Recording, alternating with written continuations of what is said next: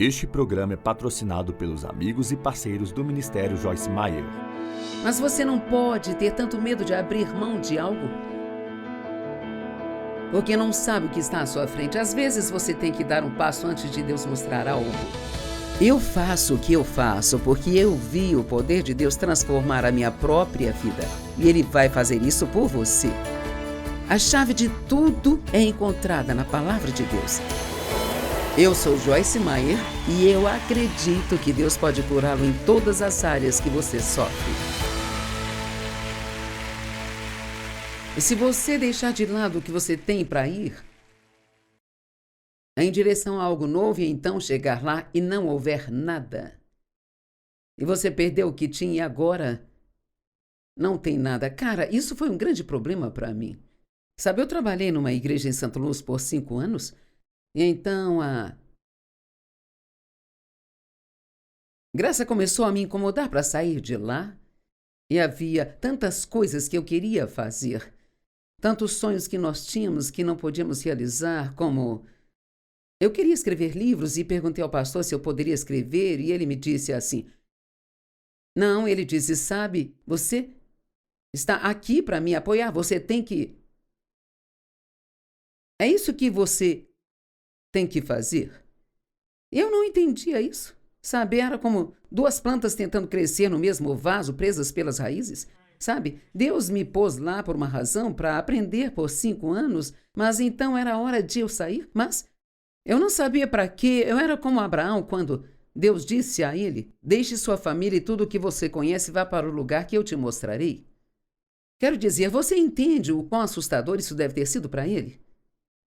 Sabe, esse Deus do qual ele estava ouvindo, em que ele acreditava e que ninguém mais tinha ouvido? Porque ele tinha que se afastar de sua família, porque eram idólatras.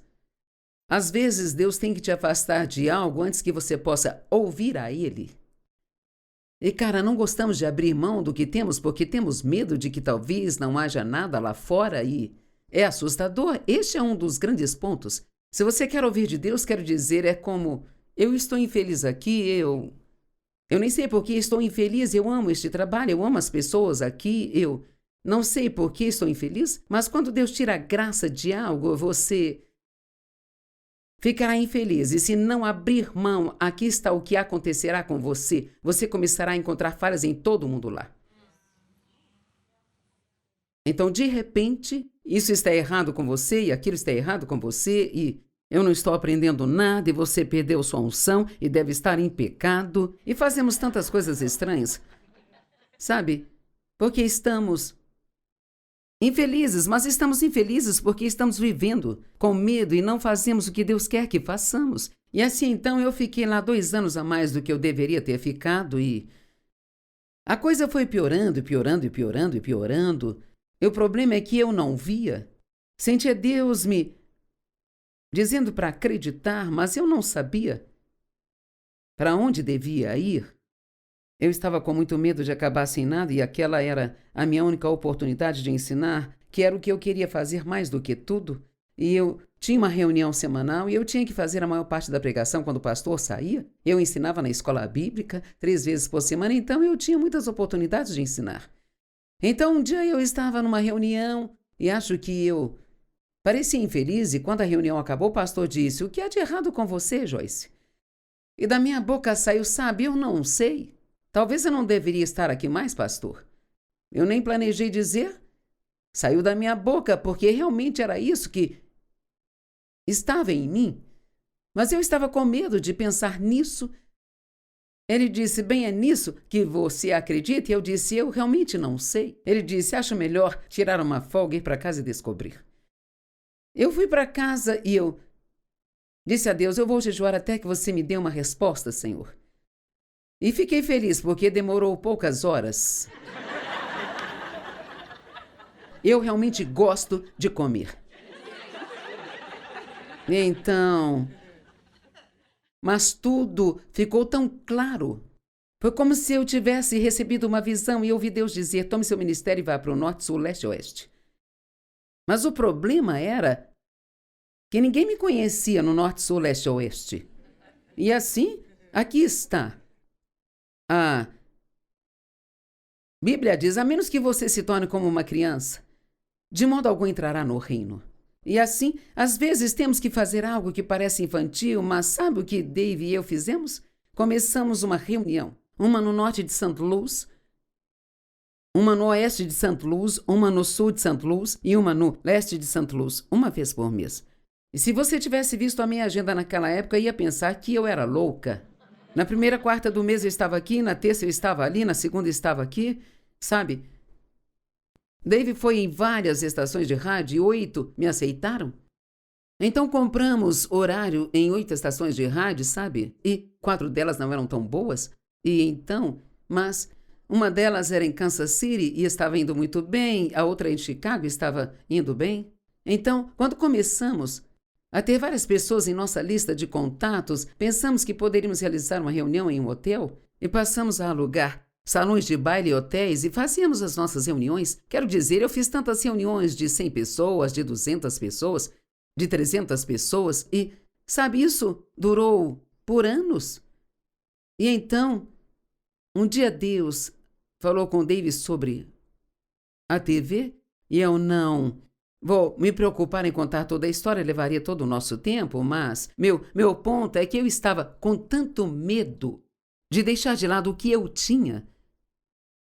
E porque eu estava com medo, eu não vi o que estava na minha frente.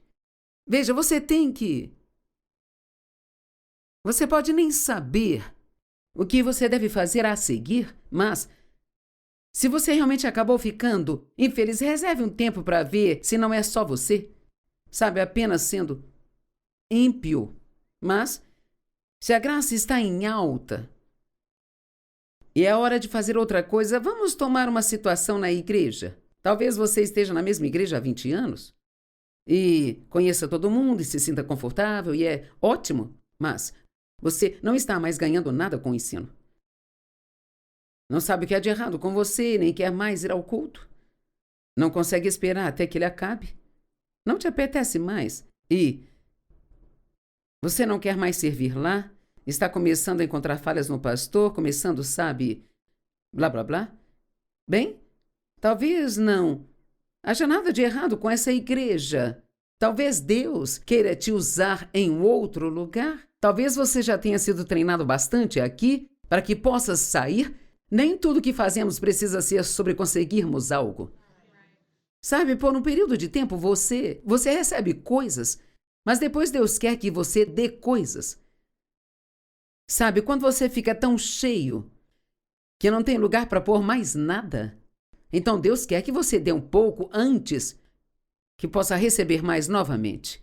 Uma garota que vinha às nossas reuniões sempre, um dia ela me contou uma história engraçada, ela disse: é embaraçoso dizer, mas eu não estava mais tirando nada de suas reuniões e pensei que você estava em pecado. Eu pensei que você tinha perdido sua unção e talvez estivesse em pecado. E eu estava orando por você. E Deus me disse, a Joyce não tem problema, você é que tem. Você está tão cheio do que recebeu dela ao longo desses anos que não há espaço para colocar mais nada. Agora quero que você volte para essas reuniões, mas eu não quero que vá buscar algo. Eu quero que vá pronta para oferecer algo. E assim ela começou a vir e procurar pessoas que precisavam ser encorajadas, pessoas que precisavam ser elevadas ou que precisavam de oração. E eis que ela começou a gostar de novo e deve ter pensado, a unção da Joyce voltou? Quantos entendem o que estou dizendo? Sabe, nós não queremos deixar nossos amigos. Nós não queremos sair de onde estamos confortáveis. Queremos ficar onde estamos confortáveis, mas Paulo disse a Timóteo, seja um instrumento de Deus a tempo e fora de tempo. Esteja pronto para fazer o que Deus quer que você faça, seja isso conveniente ou não.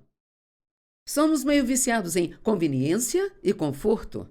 E quando Deus chama você para ministrar a outras pessoas, é um ato de doação e serviço, não é sobre o que está recebendo, é sobre o que você está dando naquele momento.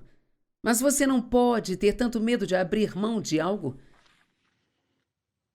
porque não sabe o que está à sua frente. Às vezes você tem que dar um passo antes de Deus mostrar algo. E o próximo é siga a paz. E quando fazíamos o nosso talk show, alguém disse, o que é paz? Qual é a sensação? O que você disse, Dave? Ele disse, é a ausência de todo o resto, a ausência de frustração, ansiedade e todas as outras coisas que nos chateiam. E assim, Colossenses 3,15, Paulo disse que a paz que vem de Cristo domine e haja como árbitro. Agora, a Bíblia Amplificada é a única que diz isso.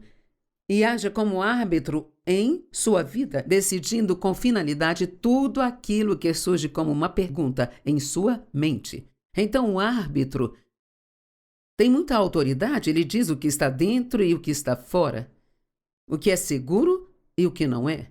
E assim, a paz, ela deve ser como árbitro em nossa vida. E vou dar um exemplo de como podemos ficar confusos. A nossa filha tinha construído uma casa a cerca de 3 quilômetros de nós, numa área muito bonita, e havia um terreno lá, e eu pus na minha cabeça que eu queria me mudar para perto dela e vender nossa casa e construir uma nova. Dave não queria tanto, mas eu usei o meu poder feminino e o convenci. Super mulher. Como Eva, sabe? Vamos, Adão, dê só uma mordidinha. E assim, nós tínhamos uma ideia do que queríamos, chegamos ao ponto de começar a fazer planos, gastamos algum dinheiro que acabamos perdendo, e eu dizia a todos que estávamos construindo uma casa nova e que eu estava muito animada. Um dia eu estava só dando um passeio e eu pensei, eu não quero me mudar. Foi como se todas as coisas carnais se acalmassem. É por isso que sempre digo, deixa as emoções diminuírem e depois decida. Porque se você está fazendo algo só porque está animado, essa emoção não é igual à paz. Só porque você está animado com isso, não significa que você ficará animado com isso mais tarde. Veja, gostamos de animação. Eu estou tão animada. E alguém me disse, 3 ou 4 anos atrás, você está animado com a conferência de mulheres este ano? E eu disse, não. E a pessoa olhou para mim como se eu fosse louco. Eu disse, mas estou comprometida. E passei por um tempo onde as pessoas diziam, Joyce, qual é a sua visão agora? Qual é a sua nova visão? E eles me fizeram sentir meio mal porque eu não tinha uma. Eu disse, estou vivendo o meu sonho. Estou fazendo tudo que eu sempre quis fazer, só quero continuar fazendo, só que fazendo melhor. Mas elas continuaram perguntando e eu fui a Deus e disse, tem algo errado comigo? Estou deixando algo passar? E ele disse, não, agora você está sendo fiel. Veja, chega um momento em nossas vidas que não precisamos de algo novo. Você não precisa de algo novo toda vez que se vira. Você já passou por isso? Parte do ciclo da vida é deixar ir, receber algo novo, deixar ir, receber algo novo, deixar ir, receber algo novo. Mas então chega um período em que é hora de se estabelecer. E Deus só quer que você seja fiel. Você sabe quantas pessoas não sabem ser fiéis a Deus? Porque ser fiel pode ficar chato. Fazer sempre a mesma coisa de novo, e de novo, e de novo, e de novo, e de novo. Mas Moisés foi fiel em toda a casa de Deus. E Deus lhe deu um grande trabalho a fazer. Eu não sei o que mais Deus pode me pedir para fazer com o resto do meu tempo aqui na Terra, mas por enquanto eu estou feliz apenas sendo fiel. Porque a fidelidade é uma das principais características do caráter de Deus. Deus é fiel. Sempre podemos contar com Ele. E então, eu posso não ficar animada com uma conferência, mas eu estarei lá. Você pode contar sempre comigo para estar lá e eu ficarei feliz por estar lá. E eu estava feliz com a conferência, mas eu não fiquei uhul, porque aquela era a minha 40ª. Sabe, não era como o meu primeiro rodeio. E sabe, você tem que ter em mente que eu fiz milhares e milhares de conferências e preguei milhares de mensagens. Que privilégio, que grande honra! E agora Deus está apenas me chamando para ser fiel. É nisso que eu tenho paz, em ser fiel. E honestamente, não trabalho duro mais, mas de forma mais inteligente. Eu não faço. Eu não sei, às vezes sinto que faço tanto quanto antes, mas eu faço. Estou fazendo agora a parte dos ministérios Joyce Meyer que ninguém mais pode fazer. Ninguém pode pregar minhas mensagens. Ninguém pode fazer meu programa de TV, escrever os meus livros. Não podem gravar meus audiolivros. Há coisas que só eu posso fazer. E é a isso que eu estou me entregando agora, porque eu quero maximizar os anos que me restam fazendo as coisas da forma mais excelente que eu puder fazer. Paulo orou para que as pessoas aprendessem a escolher e valorizar o que era excelente, como olhar para tudo que estava disponível para elas e fazer o que era mais importante. Uma pessoa é tola se ela pensar que pode fazer o que sempre fez. Alguns aqui são muito jovens, eu não sei quão jovens são. Qual é a sua idade? 21 anos? Meu Deus, eu me casei com o Dave quando eu tinha 23 anos e nós já estamos casados há 57 anos. Ok. Você talvez nem consiga imaginar o que é ter 80. Provavelmente você pensa, cara, você é tão velha. Mas eu estou aqui e eu vou fazer 81 daqui a um mês, sabe? E eu ainda sou frutífera. Eu tenho mais sabedoria, me perdoem, do que vocês. Não quero insultar ninguém, mas você só obtém sabedoria ao longo da vida. Mas todo mundo um dia vai ficar velho. Seu corpo mudará, você nem sempre terá 3% de gordura corporal. E um dia tudo que estava bem ajustadinho aqui em cima vai começar a cair e, se você não tomar cuidado, um dia vai ver tudo lá embaixo. Assim, então, a hora de se cuidar é agora. Porque quanto mais você cuida de você quando se é jovem... Dave se exercitou a vida toda e ele ainda usa exatamente o mesmo tamanho de roupas que usava quando nos casamos. Faça isso enquanto é jovem, não pense que nunca vai envelhecer, porque você vai. Eu posso te garantir. Você não pode evitar o envelhecimento. Qualquer um que pense que sempre pode fazer o que sempre fez é uma pessoa tola. Tudo está sempre mudando na vida. E não tenha medo de mudar. Temos que ser capazes de navegar pela mudança, porque pode ser uma coisa muito boa. Sabe, em Atos 16 diz... E Paulo e Silas passaram pelo território da Frígia e da Galácia e foram proibidos pelo Espírito Santo de proclamar a palavra de Deus em toda a Ásia. Bem, como o Espírito Santo os proibiu, sabe? E quando chegaram em frente a Mísia, tentaram ir para Bitínia e o Espírito de Jesus não os permitiu. Então é interessante isso. Eles tentaram fazer as coisas e Deus fechou as portas. E será que somos melhores do que Paulo? Obviamente ele pensou que ele poderia fazer algo do qual ele estava certo.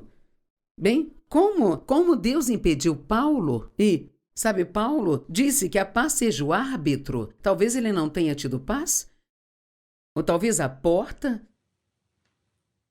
estivesse fechada e ele não pôde entrar na cidade, eu não sei. Mas aprenda a seguir os sinais de como Deus está te guiando. Não importa o que você pense sobre o que deveria estar fazendo. Não seja tão cheio de si mesmo a ponto de pensar que não precisa ouvir de Deus. Paulo não ouviu de Deus. Ele pensou que era o que deveria fazer, mas não havia paz. Número 10. Aprenda o que é graça. E siga aquilo que tem a graça de Deus. E quando a graça se retirar, Passe para a próxima coisa que Deus tem para você, porque a graça é como óleo. O Espírito Santo é representado pelo óleo, e ele é o Espírito da graça. E quando existe graça em algo, eu não vou dizer que é fácil, mas há uma facilidade. Há um fluxo nisso. Eu amo o que estou fazendo. É um trabalho árduo, mas eu amo, eu não... Sabe, as pessoas dizem, quando vai se aposentar? Eu não sei, talvez quando morrer, eu não sei, sabe? Não tenho vontade de ficar sentada e não fazer nada o tempo todo. A graça te dá favor, a graça abre portas que ninguém pode abrir. A graça levará você a lugares que nunca poderia ir por si próprio. A graça é o oposto das obras da carne. As obras da carne somos nós tentando fazer o que só Deus pode. E isto te desgasta demais. Lembre-se sempre de que a maioria das coisas na vida são por um tempo, não são para sempre. Número 11, eu não sei. Se vou chegar ao 12, talvez você terá que comprar meu livro. E este aqui é grande para mim. Desfrute a vida. Por favor, desfrute a jornada. Não fique tão focado no destino a ponto de não desfrutar a jornada. Sabe por quê? A maior parte da vida é sobre a jornada. E agora eu vou te dizer que você vai cometer erros. Você pode contar com isso. Você só tem 21 anos e não tem ideia de quantos vai cometer. Provavelmente muitos, mas tudo bem, é assim que aprendemos. Veja, Deus te ama, e isso é o mais importante. E você não precisa se preocupar com... Será que vou ouvir de Deus? Se você quer a vontade dele, ele te guiará e mostrará o que você deve fazer. E você pode receber esta mensagem e confortar outras pessoas com ela. Amém? Deixa eu ver qual é o 12, mesmo que eu não possa ensiná-lo. Na verdade, é o meu favorito. Ajude outras pessoas.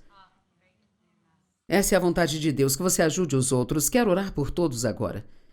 Muito obrigada por se juntar a nós hoje e nos permitir entrar em sua casa. Deixe-me orar por você. Pai, eu oro em nome de Jesus, para que as pessoas que se juntaram a nós hoje encontrem paz ao buscar sua vontade, que eles possam parar de tentar encontrá-la e confiar em Ti para lhes mostrar. E oro para que muitos, por meio desses ensinos, tenham descoberto qual é a Tua vontade para a vida deles, e eu oro para que todos se acalmem e desfrutem da jornada. E façam essa jornada contigo. Em nome de Jesus. Amém. Então, tchau. Até a próxima vez. Espero que seja em breve. Deus te abençoe.